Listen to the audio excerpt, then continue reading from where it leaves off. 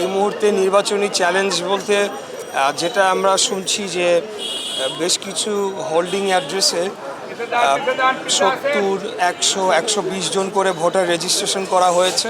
তো এই রিপোর্টটা যখন আমরা ভোটার স্লিপ দিতে যাচ্ছি বাড়ি বাড়ি, আমাদের গত 2 দিন আগে এই কার্যক্রমটি শুরু হয়, তখন এই ধরনের কিছু রিপোর্ট আমরা পেয়েছি। এটা চ্যালেঞ্জ বলবো না, বাট আমরা এই জিনিসগুলো আজকে নোট ডাউন করব। নোট ডাউন করে কালকে আমরা we will take it up with the commission. কারণ এটা যদি একটা হোল্ডিংয়ে তো 100, 200 বা 70, 80 জন ভোটার থাকতে পারে না, এরকম কিছু মাইনর বিষয় রয়েছে। এর বাইরে তেমন কোনো আমাদের ঢাকা 6 আসনে তেমন কোনো সমস্যা আমরা দেখছি না। এখানে শান্তিপূর্ণ পরিবেশই বজায় রয়েছে এবং আমরা আশা করছি যে এখানে আমরা একটা বিপুল ভোটে জয়লাভ করবো ইনশাল্লাহ। আগামী 12 তারিখ ধানের শীষের পক্ষে এখানে জোয়ার নেমে গিয়েছে। সারা দেশের যেরকম একটা ফ্লো উঠেছে, আমাদের নেতা দেশনায়ক জনাব তারেক রহমান উনি যেখানেই যাচ্ছেন আপনারা দেখবেন যে বিভিন্ন জেলা শহরে ডিস্ট্রিক্টে মাইলের পর মাইল মানুষ দাঁড়িয়ে রয়েছে।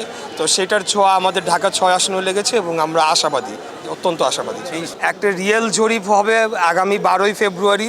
সেই দিন 12ই ফেব্রুয়ারি সারা দেশের জনগণ তারা দেখিয়ে দিবে যে তারা কাকে চায় এবং আমি বিশ্বাস করি বাংলাদেশ জাতীয়তাবাদী দল বিপুল ভোটে জয়লাভ করবে এবং এইসব ভুইফোর জরিপ দিয়ে জনগণকে বিভ্রান্ত করার যে চেষ্টা, সেগুলো আসলে ব্যর্থ হয়ে যাবে। তাই তারা যারা এইসব বানোয়াট জরিপ করছে, আমি বলবো যে এগুলাকে আসলে জনগণের তেমন কোনো চিন্তার কোনো কারণ নেই এবং এগুলাকে খুব বেশি গুরুত্ব দেওয়ার কোনো কারণ আমি দেখছি না। তরুণদের নিয়ে আমি বলবো যে আসলে আমাদের যে প্রতিদ্বন্দ্বী রাজনৈতিক দল তারা অত্যন্ত ব্যর্থ হয়েছে এবং প্রতিদ্বন্দ্বী একাধিক রাজনৈতিক দল তারা তরুণদেরকে নিয়ে একটা রাজনীতিক ফায়দা লোটার চেষ্টা করেছিল, গণ অভ্যুত্থানকে তাদের ব্যক্তিগত সম্পত্তি বানানোর চেষ্টা করেছিল।